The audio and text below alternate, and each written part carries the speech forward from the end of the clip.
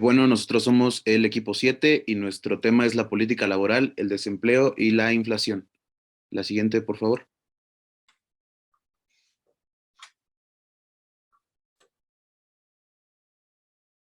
Bueno, este capítulo que nos tocó, que es creo que el 7, inicia con una pequeña historia sobre las elecciones de 1992 en Estados Unidos entre Bill Clinton y George Bush. El primer mencionado buscaba ventajas con respecto a su rival y lo que hizo para crear estas ventajas fue guiar a la gente a que cuestionara la política económica del presidente George Bush. En esta pequeña parte de la lectura viene que el desempleo y la inflación son los más grandes problemas de la economía, de la macroeconomía, por lo que el objetivo de las políticas es reducir el desempleo y mejorar la estabilidad de precios. La siguiente, por favor. Entonces, ahí entran dos conceptos en juego, lo cual es el empleo y su contraparte que es el desempleo. El empleo es definido como el número total de personas que se encuentran trabajando actualmente en la economía, ya sea a tiempo completo o imparcial. Y el desempleo es el número total de personas que no están empleadas, pero que tienen la capacidad de elaborar y buscar un trabajo. Aunque en el libro menciona que también que no es justo mencionar como desempleadas a las personas que ya fueron jubiladas y que siguen percibiendo ingresos por parte de su pensión. La siguiente, por favor. Entonces, aquí entran conceptos también en juego como qué es la población activa, la tasa de actividad y cómo se calculan estas. La población activa no es nada más que la suma total de las personas empleadas y las desempleadas. Y la tasa de actividad es el porcentaje de la población activa que está en edad de trabajar y que forma parte de la población activa. Y esto se calcula con la población activa sobre la población en edad de trabajar y multiplicada por 100. La siguiente, por favor. Por último, ¿qué es la tasa de desempleo y cómo se calcula? La tasa de desempleo es entendida como el porcentaje de la población activa que se encuentra desempleada. Para calcularla se realizan encuestas cada cierto periodo de tiempo para determinar cuántas personas tienen empleo o si no lo tienen, si se encuentran en búsqueda de uno en el último mes o las últimas 4 semanas. Esto se calcula sobre el número de trabajadores desempleados sobre la población activa por 100. Y le dejo la palabra a mi compañero.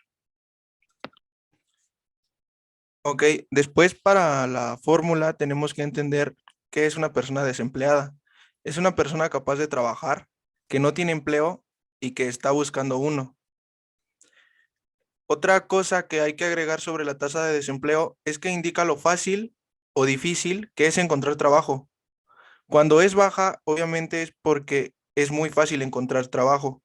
Hubo en los años 2000, cuando la tasa de empleo era muy baja, los empresarios decían que existía la prueba espejo, que era si te ponías literalmente un espejo debajo de tu nariz y respirabas y se empañaba era porque podías encontrar trabajo. O sea, la tasa era tan baja que todo el mundo tenía trabajo o tenía el acceso a este. Por lo tanto, la tasa era del 4%. También hay que entender lo que es un trabajador desanimado, que es un trabajador o una persona que no busca empleo, pero que quiere trabajar. Un subempleado es gente que quiere trabajar tiempo completo, pero por la falta de trabajo o de oportunidad tiene turnos parciales que van de mediodía o jornadas incompletas. Si no se busca empleo, no se te considera como una persona desempleada, más bien eres un trabajador desanimado. Y en el momento cuando estás buscando empleo, entre más grande sea la persona o entre más cerca esté de la jubilación, es más difícil encontrar trabajo porque pues las empresas no buscan eso. Buscan gente con la que se pueda contar muchos años y con los cuales puedan estar percibiendo los beneficios que es tener un trabajador físico y no alguien jubilado que pues realmente solo percibe un ingreso pero no trabaja. Y le dejo la palabra a mi compañero. Ok, bueno, aquí en esta parte de la lectura nos viene este apartado que se llama Economía en Acción, que nos pone el ejemplo de Estados Unidos. bueno, aquí en el ejemplo de la imagen, podemos ver, bueno, unos porcentajes, según cada estado tiene un porcentaje de desempleo, unos mayores que otros. Y bueno, también menciona que en Estados Unidos el gobierno hace o sea, mide este porcentaje también en cada estado, aparte de medirlo a nivel nacional. La tasa de desempleo estatales a veces pues tienden a variar entre unos y otros, ya que pues tienen distintas áreas de oportunidades. Incluso las empresas que están dentro de cada estado pues sí influyen de manera importante en el desarrollo económico pues, de cada localidad. Siguiente diapositiva, por favor. Bueno, aquí la tasa natural de desempleo nos dice que un crecimiento económico rápido tiende a reducir la tasa de desempleo. ¿Esto qué quiere decir? Que cuando se abre, no sé, nuevas, nuevas empresas o nuevos negocios, como solamente requieren que haya personal laborando en ellos para generar ingresos o mover la economía pues, de la localidad, empiezan a contratar a más personas y esto hace que el desempleo disminuzca. Aquí también otro ejemplo que nos dice la lectura es que cuando la economía en el auge del verano del 2000 en el estado de Dakota, en Estados Unidos, había un 2% de desempleo muy por encima de cero, aunque los puestos de trabajo eran abundantes, los trabajadores muy escasos. Esto quiere decir que hubo tantos nuevos negocios que pues ya la gente de ahí ya no era suficiente como para satisfacer esas áreas. También igual en la lectura venía un ejemplo que era de la empresa de General Motors, que había cerrado sus plantas dejando a muchas personas sin empleo. Y por otra parte, la empresa Toyota empezó a abrir nuevas fábricas y plantas de producción ahí mismo en Estados Unidos, dándole oportunidad a las personas que igual ya habían trabajado tal vez en el sector y pues querían seguir en esa misma área de automotriz y y moviéndose a la otra compañía. Y bueno, le dejo la palabra a mi compañero. Yo les voy a estar exponiendo dos conceptos que son el desempleo friccional y el desempleo estructural. Primero, en la lectura nos explican lo que es el desempleo friccional y se resume como el tiempo en el que los trabajadores tardan en encontrar un empleo. O sea, es ese proceso de búsqueda cuando los trabajadores están en busca de un nuevo empleo. Y hay dos razones por las cuales es inevitable que exista cierto nivel de esta clase de desempleo. Y la primera es la constante creación y destrucción de puestos de trabajo. La otra es que constantemente se incorporan nuevos trabajadores en el mercado laboral. Y el autor menciona que una cantidad limitada de desempleo friccional puede ser incluso positiva para la economía, ya que los trabajadores se dan el tiempo de encontrar un trabajo que, o sea, realmente vaya acorde a sus habilidades y necesidades. Y esto resulta en una economía productiva. Aunque hay que mencionar que esta clase de desempleo, o sea, el friccional, es minoritario. Y por el otro lado de la moneda tenemos el desempleo estructural y la existencia del desempleo friccional no significa que haya un exceso de oferta de trabajo, lo que nos lleva al concepto de desempleo estructural. Y este aparece cuando en un mercado laboral hay más trabajadores buscando empleo que puestos de trabajo disponibles. También nos dice en la lectura que la curva de demanda de trabajo indica que cuando el precio del trabajo, o sea, cuando el salario aumenta, los empleadores demandan menos trabajo, mientras que la curva de oferta de trabajo indica que cuando el precio del trabajo aumenta, hay más trabajadores que quieren trabajar al salario existente. Y estas dos fuerzas confluyen para llegar a un término que es el salario de equilibrio. El desempleo estructural, de hecho, surge cuando el salario se mantiene a un nivel más alto que el salario de equilibrio. Siguiente diapositiva, por favor. Después en la lectura nos habla de un concepto bastante cotidiano, que es el de los salarios mínimos, y este es un salario Es un sueldo fijado por el gobierno para el precio del trabajo. Por ejemplo, el salario mínimo en México actualmente es de 207 pesos diarios. Y en la imagen que tenemos a la derecha, se muestra el efecto de un salario mínimo vinculante. Hay un salario mínimo que está por encima del salario de equilibrio, que es lo que mencionábamos antes. Y esto genera un exceso de oferta de trabajo permanente, o sea que la cantidad de trabajo ofrecida es mayor que la cantidad de trabajo demandada. O sea que es mayor el número de personas que pueden encontrar empleo, lo que genera un desempleo estructural, que ya habíamos mencionado en la diapositiva pasada.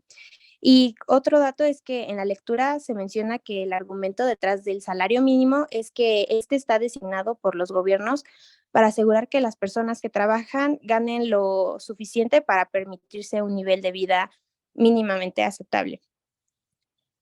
Siguiente diapositiva, por favor.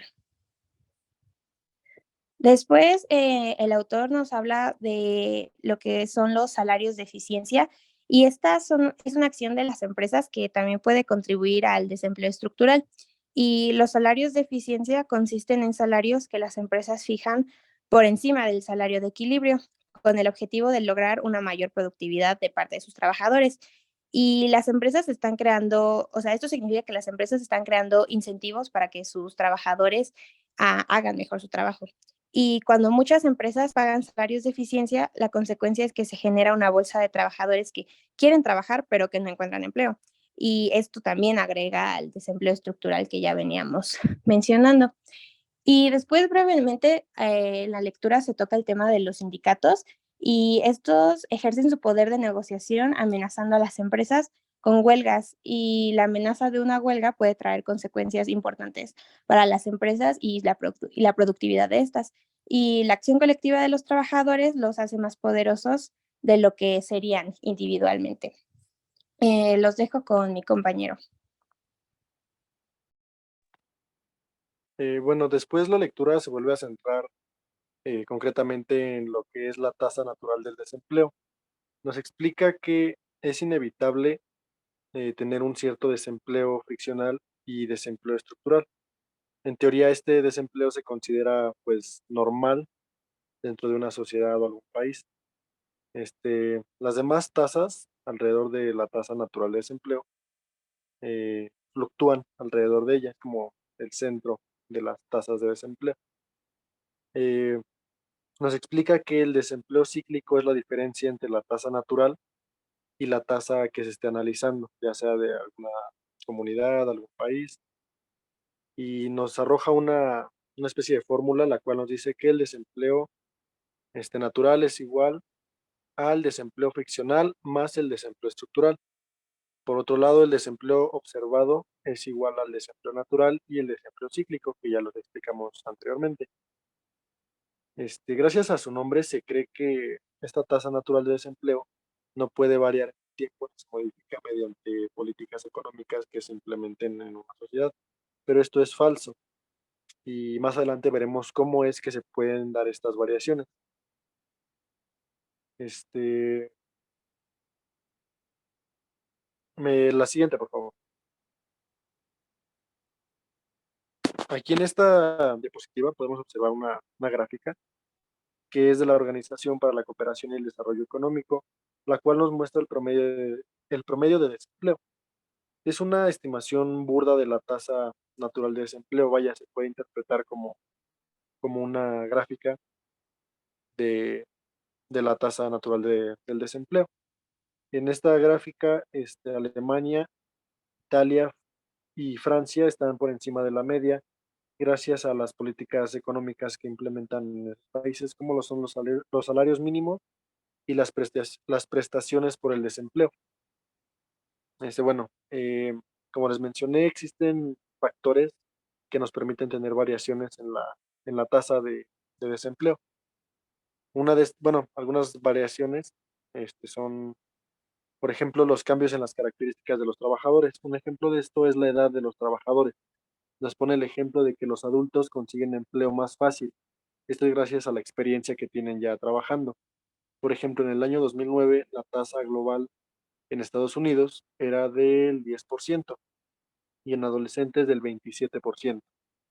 Después en la tasa de desempleo de 25 a 54 años era solo del 8.9%. Esto nos explica que en adolescentes o personas jóvenes la tasa de desempleo es mucho mayor que en las personas adultas. Otro factor son los cambios en las instituciones del mercado de trabajo. En estos cambios entran factores como los sindicatos que negocian salarios por encima del nivel del equilibrio. Las agencias de trabajo temporal reducen el desempleo ficcional. Los portales de empleo en Internet también participan en estas instituciones que se mencionan.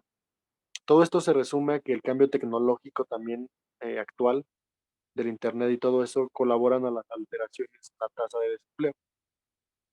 Otro cambio que se registra en la tasa de desempleo es gracias a las políticas económicas que, que se diseñan para ayudar a los trabajadores, ya que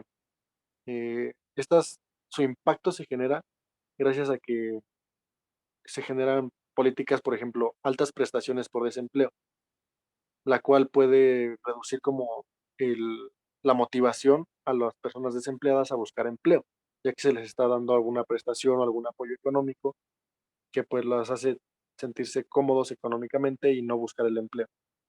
En caso contrario, existen políticas económicas que pueden reducir la tasa de desempleo también. Por ejemplo, la formación profesional proporcionada a los desempleados que pues se interesan por tener como estas formaciones profesionales que les permite alguna carrera técnica o algo así y les da más facilidad para conseguir empleos que requieran estas características en un trabajador. Y bueno, por mi parte es todo. La siguiente, por favor. Bueno, yo les voy a hablar sobre el apartado que habla sobre inflación y deflación. Como primer punto me gustaría empezar mencionando qué es la inflación, porque existe inflación cuando se produce un aumento general de los precios, no solo de artículos individuales, que da como resultado que, por ejemplo, por cada euro puedan adquirirse hoy menos bienes y servicios que ayer, que hace unos meses o unos años. La siguiente, por favor.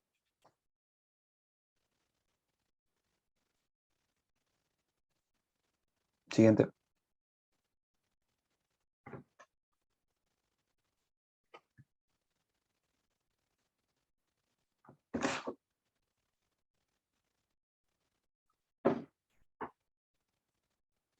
Es decir, la inflación reduce el valor de la moneda con el tiempo. La mayor queja es el aumento del nivel de precios. Este nos empobrece a todos, ya que los precios suben, los salarios se mantienen iguales y ahora se pueden comprar menos cosas con lo mismo. Pero en la lectura nos dice que esto no nos hace más pobres a todos, un tema que iré desarrollando un poco más adelante. La lectura muestra un ejemplo de lo que han hecho algunos países como Francia hace unos años, que es que cambiaron el franco por el euro. Y para hacer más claro esto, la lectura nos muestra un ejemplo. Este nos dice que en Estados Unidos cambiaron el dólar a un tipo de cambio en este ejemplo, 7-1. Por ejemplo, si debías $140,000 por tu casa, ahora pasarían a ser una deuda de $20,000. Algunos podrían pensar que era una gran reducción de la deuda, pero así como la deuda se supone que bajaba, al igual bajaban los salarios. ¿Esto qué significa? Significa que solo se reducían los ceros y se normalizaría el precio de los productos. Pero si lo pensamos bien, sería todo lo mismo, porque los precios disminuyeron, pero a su vez los salarios y todas las cosas en general disminuyeron, o sea, solo se le quitaron los ceros. La conclusión de eso es que el nivel de precios pues no importa, porque en el caso de Estados Unidos, este no sería un país más rico si siguiera con el nivel de precios que tenían hace 60 años. Pero en una economía como la de Estados Unidos, el aumento de precios tampoco ha hecho que este país sea más pobre, pero la tasa de variación de precios sí. Debido a esto, podemos pensar que la tasa de inflación, al igual que la de los precios, no importa, pero esta sí, claro que importa. Siguiente, por favor.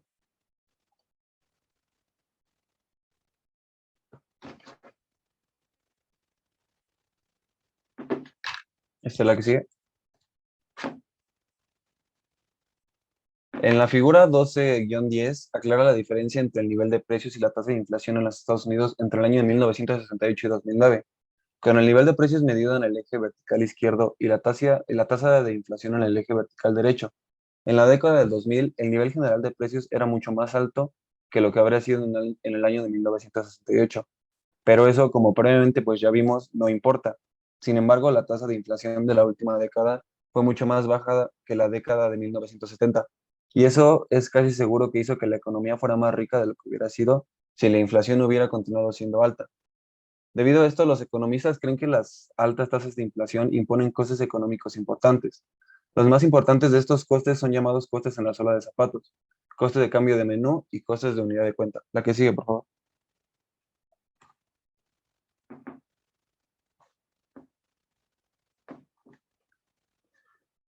Se le denomina coste en suela de los zapatos a uno de los costes causados por las tasas altas de inflación.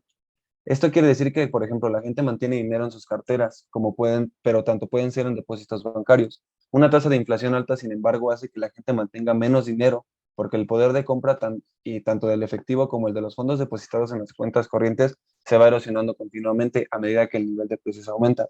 El aumento de costes de las transacciones causados por la inflación se le conoce como coste en suelo de los zapatos porque este es como una alusión al desgaste de los zapatos debido a esos desplazamientos adicionales que tiene lugar cuando las personas evitan mantener el dinero con ellos mismos. La siguiente, por favor. El coste del cambio de menú quiere decir que son los costes reales al cambiar las listas de precios. Por ejemplo, si hay inflación, las empresas se ven obligadas a cambiar sus precios más a menudo de lo que harían a nivel si en general de precios estos fueran más o menos estables. Esto significa costes más altos para el conjunto de economía. La que sigue, por favor.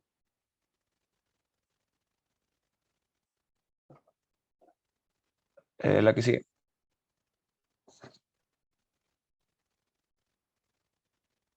Los costes de la unidad de cuenta es, por ejemplo, que hoy en día fijamos los contratos en términos monetarios. Si hacemos nuestros cálculos económicos en términos monetarios, planificamos presupuestos, hacemos estimaciones de, por ejemplo, un negocio. Esta función del dinero cuenta como base de los contratos y los cálculos, y se le llama función unidad de cuenta porque puede ser degradada por la inflación, lo que hace que el poder de compra del dinero varíe a lo largo del tiempo. La consecuencia que, por ejemplo, afirman algunos economistas es que se reduce la calidad de las decisiones económicas. Siguiente, por favor. Como previamente ya mencioné, podemos deducir que los perdedores con la inflación, pues obviamente son los pobres, la gente que ahorra, porque si ahorras en vez de invertir tu dinero, pues con el tiempo si lo mantienes guardado y no lo mantienes fluyendo, pues se va a devaluar y cada vez vas a tener menos dinero, aunque tú pienses lo contrario. Y los que pagan hipotecas para viviendas. Como ganadores, pues siempre van a ser los ricos, los propietarios de oro, porque el oro nunca se devalúa. Con el paso del tiempo, el precio sigue subiendo y subiendo. Entonces, si compras oro y lo mantienes guardado, lo puedes vender en unos años al doble del precio que lo compraste. Igual de la misma manera, los que reciben el dinero de las hipotecas de las viviendas son los ganadores, porque conforme van pasando los años y no terminas de pagar la deuda de tu casa, cada vez vas a cobrar más dinero y las viviendas no se van a devaluar. Paso con mi compañera.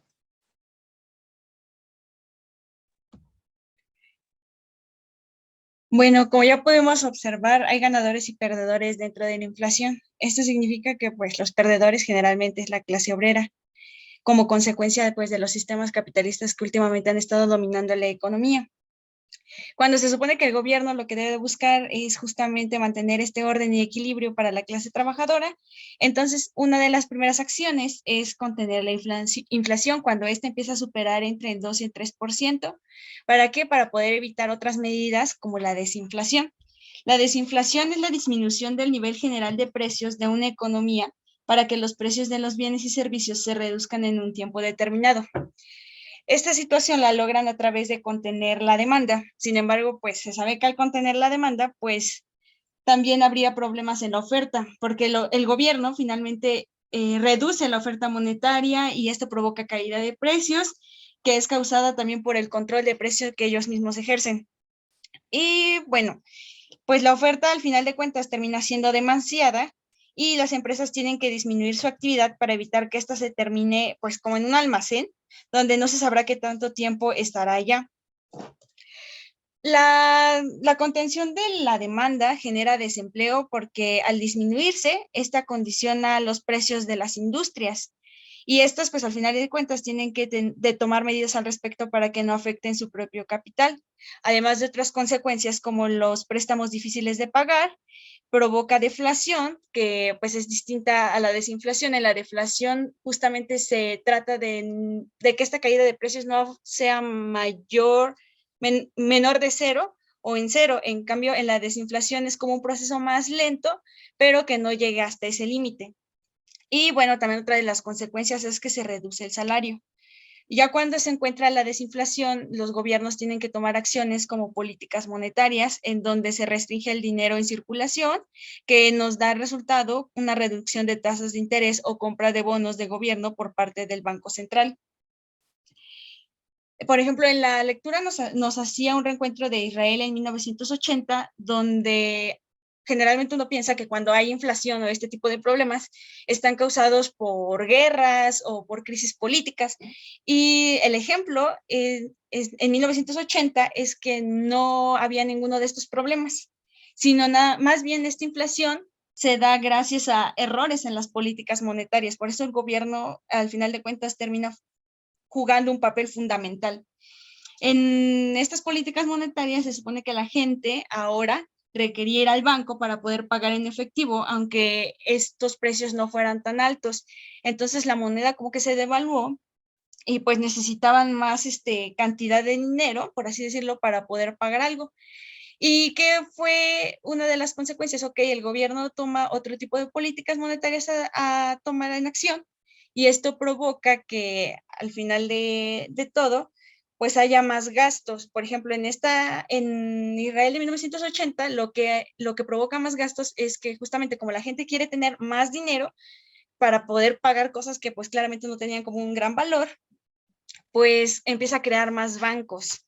Y pues esto al final de cuentas sigue generando inflación y sigue generando problemas para los gobiernos. Entonces, pues una de las primeras acciones que deberían de hacer los gobiernos inevitablemente, pues es evitar tener el problema de inflación y y evitar la inflación por las coyunturas. Como ya lo mencionamos, tratar de hacer todo lo posible para que las epidemias, las guerras no empiecen a afectar a la gente en mayor proporción. Bueno, pues esto sería todo del equipo. Muchas gracias por su atención.